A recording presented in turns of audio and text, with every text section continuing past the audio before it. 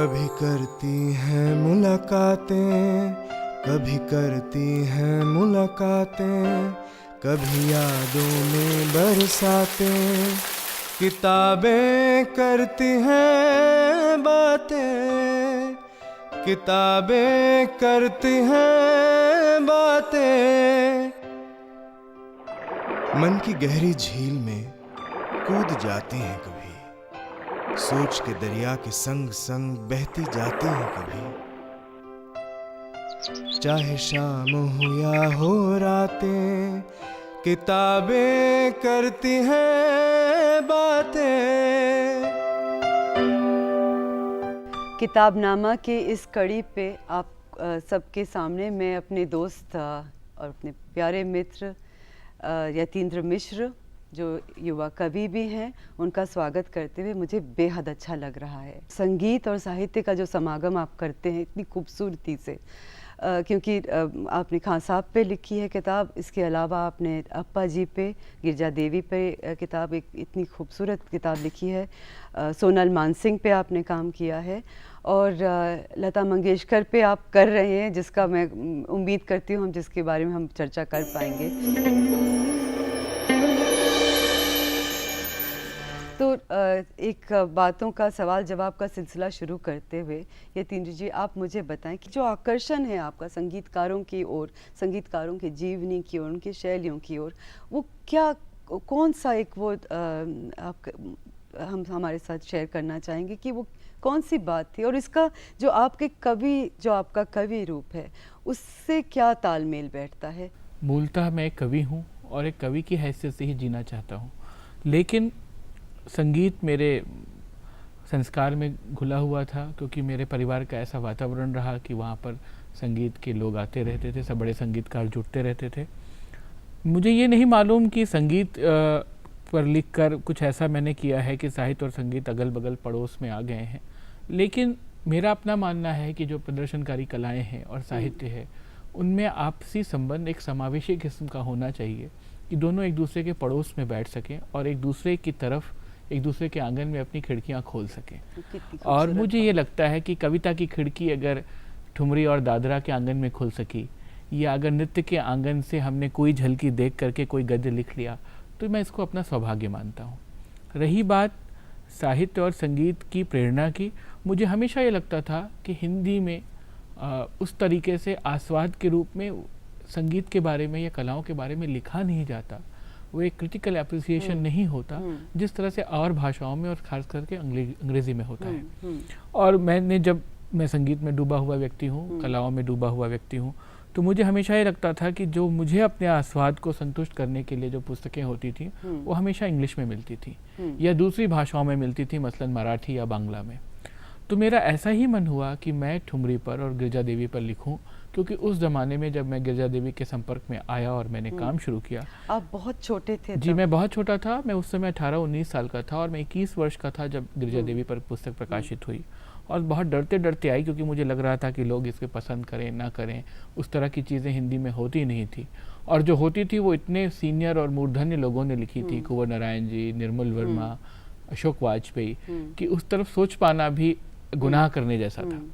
लेकिन इन्हीं लोगों के लेखन ने प्रेरणा भी दी कि इतने सुंदर ढंग से अगर सोचा और विचारा जा सकता है तो हम भी सोचते हैं। तो ये मैंने अपने लिए लिखा और अपने आस्वाद को संतुष्ट करने के लिए लिखा।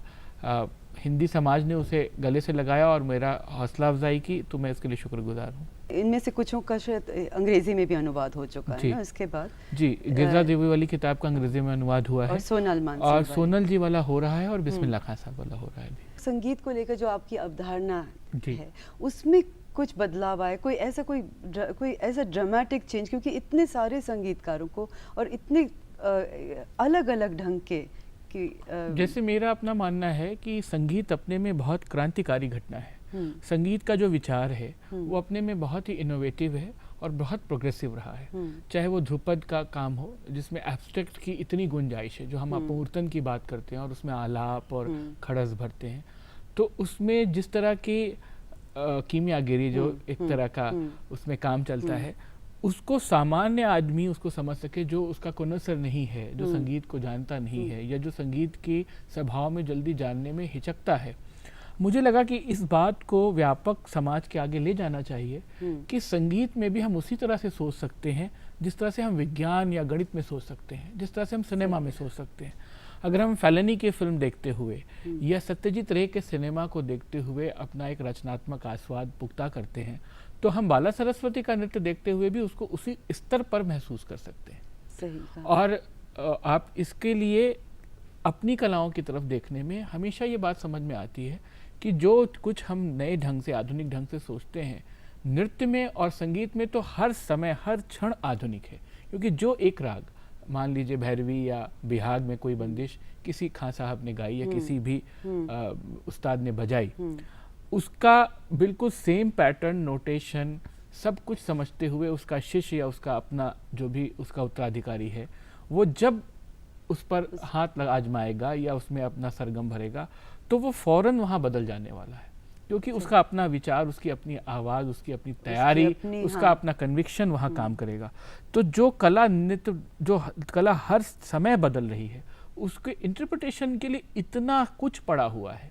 जैसे यतीन्द्र मिश्रा ने एक गिरजा लिखी, वो वहाँ समाप्त नहीं होती, वो बस एक खिड़की खोल रही है गिरजा देवी की ठुमरी पे, और गिरजा देवी ने अनगिनत ठुमरियाँ और दादरे गाए हैं, अनगिनत टप्पे गाए हैं। और उनके पहले रसूलन बाई ने गाया है, बड़ी मोती बाई ने गाया है, सिद्धेश्वरी देवी ने गाया है। तो एक पूरा जॉनर जो है, जो एक पूरी परंपरा है, उस पर अगर आप बात करते हैं तो इसमें इतना कुछ कहने को है और इतना कुछ अपने लिए समझने को है कि मुझे वो उत्साहित करता है करने के लिए। फिर दूसरी बात यह है कि मैं लोकप्रिय संगीत और एक जो श्रेष्ठ संगीत जिसको एक मानक माना जाता है शास्त्रीय संगीत को, उसमें मैं कोई विभाजन नहीं मानता। ये बहुत बड़ी बात है, बहुत बड़ी बात। क्योंकि मुझे ये लगता है कि अपने ढंग से जितना बड़ा काम हमारे मूर्धन्यों ने किया है, बड़े गुलाम अली खान साहब ने किया है, ओंकारनाथ ठाकुर जी ने किया है, उससे दूसरे ढंग से अपने फील्ड में वो काम शंकर जयकिशन ने किया है, रोशन ने किया है, लता मंगेशकर ने किया है, के एल सहगल ने किया है। जब मैं राग पटदीप सुनता हूँ तो उसकी जो भी व्याख्या हो सकती है, जो भी उसकी स्वरावली और जो उसकी स्वर संगति दिमाग में उपजती है और जिससे एक आस्वाद महसूस होता है, मैं उसी राग पर आधारित किसी फिल्म का गीत सुनता हूँ तो मुझे लगता है कि बिल्कुल उसकी आत्मा उतर आई। वो अलग बात है कि वो सुगम संगीत है और उसमें उस राग की छाया है, मैं उसको शुद्ध राग से तुलना नहीं कर रहा, लेकिन मैं ये कहना चाहता हूँ कि 3 मिनट का जो एक फिल्मी गाना है, राग संबंधित गाना है, राग आश्रित गाना है, वो अपने आस्वाद में जितना संपूर्ण है, उसी तरीके से 1.5 घंटे की बंदिश भी अपने आस्वाद में संपूर्ण है। और आप जानती होंगी जब उस जमाने में जब रिकॉर्ड मेगाफोन कंपनी और न्यू थिएटर्स और ट्वेन वगैरह ने रिकॉर्ड बनाए थे, तो एक समस्या आई कि साहब हम 60 मिनट का रिकॉर्ड नहीं बना सकते, तो 3-3 मिनट की रिकॉर्डिंग में बड़े बड़े उस्तादों ने गा दिया। केसर बाई जी ने, अलादिया खां साहब ने, उस्ताद अलाउद्दीन खां साहब ने, सबकी 3 मिनट की रागदारी आपको मिलेगी।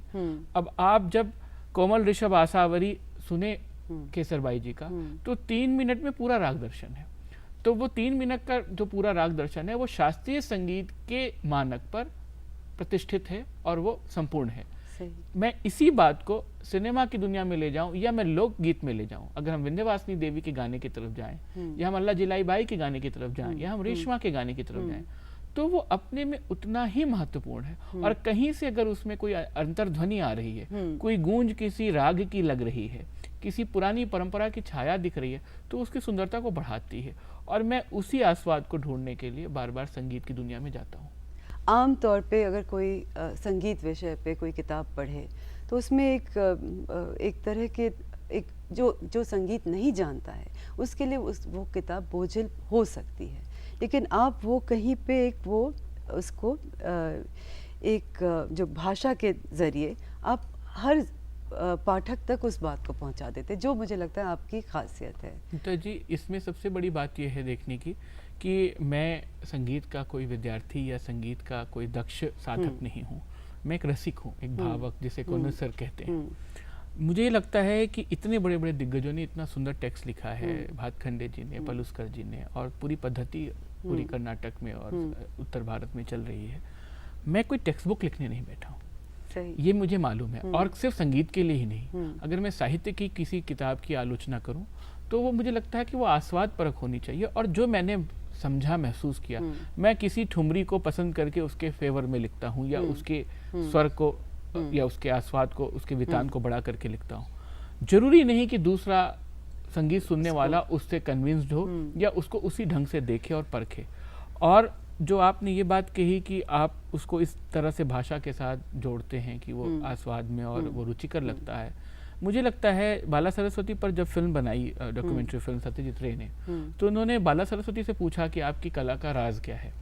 तो बालाजी ने बताया कि मेरी माँ ने मुझे सिखाया था कि तुम जब नाच रही होगी तो कहीं भी नाच रही होगी, चाहे वहाँ 10 लोग बैठे हों, चाहे वहाँ 10,000 लोग बैठे हों, उस पूरी महफिल में एक ऐसा पागल जरूर बैठा होगा, एक ऐसा भावक जरूर बैठा होगा जो तुम्हारी हर भंगिमा की, तुम्हारी हर अदायगी की बहुत नजदीकी से नोटिस ले रहा होगा और वो उसका जानकार भी होगा।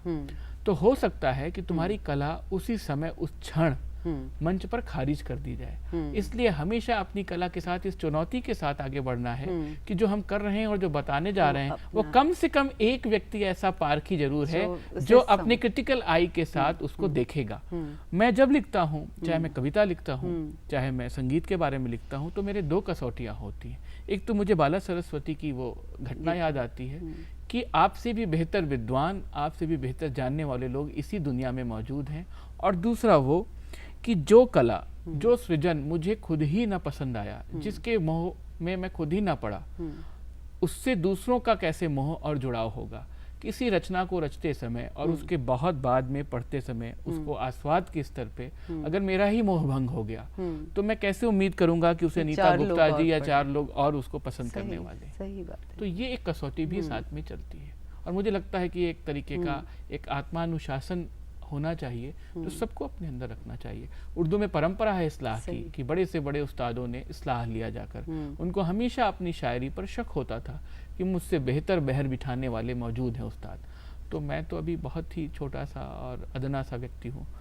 तो आपने अभी जैसे फिल्म संगीत का जिक्र किया जी, तो इसको लेकर मेरे जहन में 2 सवाल है। एक तो ये जो आधुनिक संगीत जी, और उस पे भी आपने थोड़ा बहुत वो अभी डाली थी, रोशनी डाली थी, लेकिन आधुनिक फिल्म संगीत को लेकर आपके मन में कोई रंज हो, गम, कोई अच्छी बात आप दर्शकों को के साथ शेयर करना चाहेंगे? और दूसरा सवाल है जो किताब आप जिस पे काम कर रहे हैं, लता जी पे जो काम कर रहे हैं, उस पे अगर आप कुछ हमें बताएं। एक सिर्फ अपने व्यक्तिगत स्तर पर मैं ये कह सकता हूँ आधुनिक फिल्म संगीत के लिए, तो मुझे लगता है कि अगर इसे काल विशेष में आप बांट के देखती हैं, जो जाहिर सी बात है कि इधर का संगीत होगा 90 के दशक का या बिल्कुल अभी का 2000 के बाद का 21st सेंचुरी का।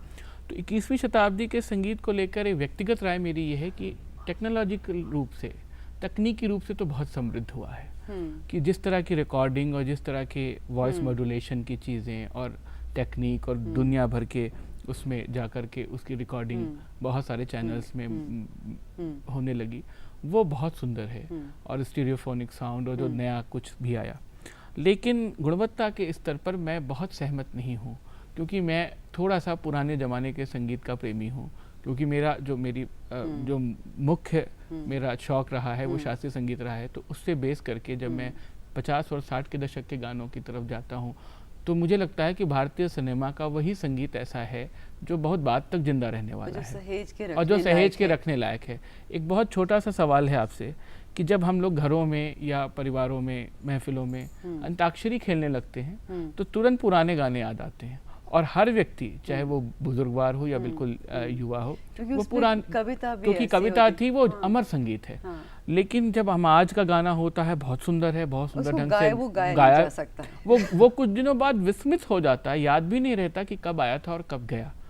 और जो लता जी पे काम करते हुए मैंने पाया कि जो इतने सारे बड़े लोगों ने उनके साथ काम किया, एस.डी. बर्मन, रोशन साहब, स्नेहल भाटकर, शंकर जयकिशन, वसंत देसाई, सुधीर फड़के, हर आदमी की अपनी विशिष्टता थी। कोई आदमी शास्त्रीय संगीत में पगा था, तो कोई फोकलोर लेकर आ रहा था, तो कोई बाउल संगीत दे रहा था, और सब कुछ मिला करके एक ऐसा जादू में कन्वर्ट हो रहा था। उस जमाने में आप देखें तो पंडित डी.वी. पलुस्कर, अमीर खान साहब, बड़े गुलाम अली खान, सब फिल्म संगीत में गाते थे जाकर के। खुद इमरत खान साहब, उस्ताद अब्दुल हलीम जाफ़र खान साहब, अलाउद्दीन खान साहब सबने सिनेमा में बजाया है। पता चला कि एक गाना आप ओपी नैयर के म्यूजिक ट्यून का सुन रहे हैं और जब आप उसकी इंट्रिकेसी में जाते हैं तो पता लगता है कि साहब यहाँ पर तो फलां उस्ताद साहब बैठ के सारंगी बजा रहे हैं।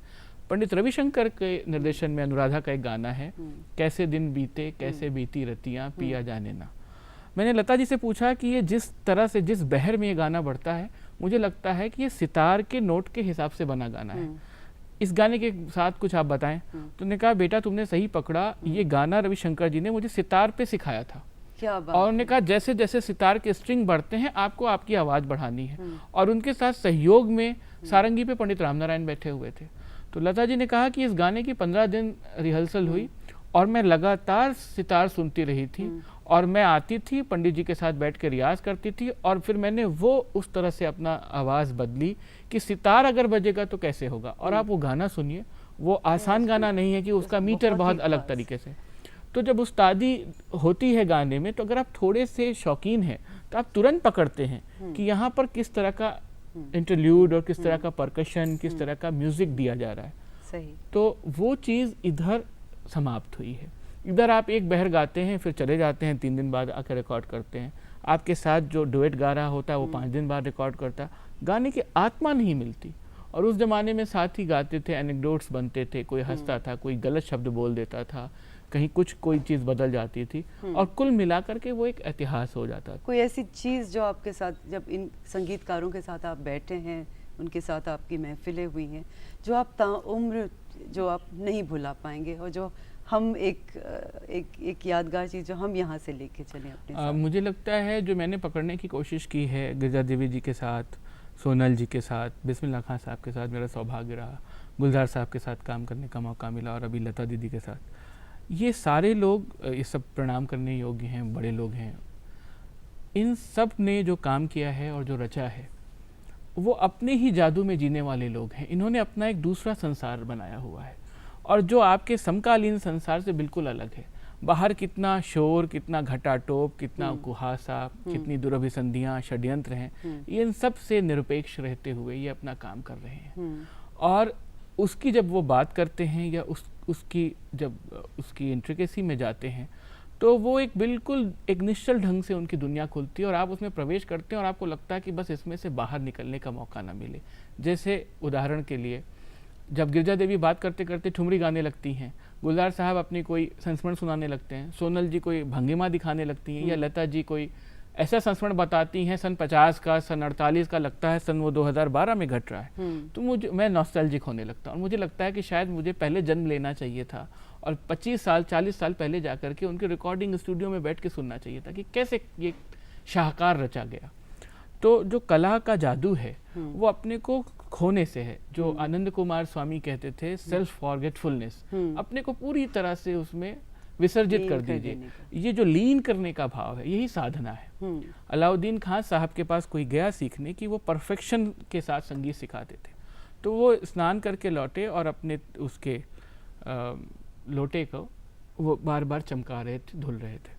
तो जो सज्जन खड़े थे वो 2 घंटे खड़े रहे। 2 घंटे बाद जब वो ऐसा चमक गया कि उसमें उनको अपना चेहरा दिखने लगा तो उन्होंने रखा और पूछा, आप बरखुरदार बोलो, तुम्हें क्या काम है? उन्होंने कहा, मैं पूर्णता की तलाश में आया था और ये इतना पूर्ण काम किया। आपने अपने लोटे को इस लेवल तक चमकाया है कि वो अब गंदा दिखने वाला नहीं है। तो आपने अपनी कला को किस स्तर पर चमकाते होंगे? क्या बात तो है। ये जो इन लोगों के जीवन से जुड़ी हुई महान बातें हैं, यही बातें जो हम अपने साथ लेके चलेंगे। Thank you so much Yatindra ji, आप आए और हमें इतनी खूबसूरत बातें आपने बताई। बहुत धन्यवाद नीता जी, बहुत धन्यवाद आपका। I remember vividly the exact moment on a hot day in Madras in 1977 when the dance I'd been learning for months came alive for me. What I did not know then, at the age of 10, was that this moment had come into existence because of major shifts in temple mores, social codes and law. It was a reality that had not been possible at the turn of the century, when few men performed Dasiyatam, dressed as women when they did, and only women known as Devadasis offered their dance in worship to the deities in temples. Seated on a mat, facing my guru, I was scared. It was the first time I was learning one-on-one from him, without the protective buffer of my classmates. I watched as he held his left palm open, simulating a lotus leaf, and wrote on it with an imaginary quill. The letter was read, reread, and then folded with care. My guru made a beautiful lotus with his fingers. Its petals were forced open, and the letter concealed within before the flower closed. The letter writer, a girl pining for Shiva, searched for a messenger and handed the lotus to her. That day, as I made an imperfect lotus with my hands, much smaller than his, something expanded in me. Encapsulated in that moment, in that thatch-roofed cottage, something marvelous had occurred, something that had no reference to my daily life, a story narrated by my guru's eyes, by his face, that changed from Naika to Shiva to pink lotus to friend with ease. His expressions reached into me, made me feel one with them. The clandestine message glowing brightly within the lotus bud of my fingers, I was taken captive forever by the possibilities of Abhinay.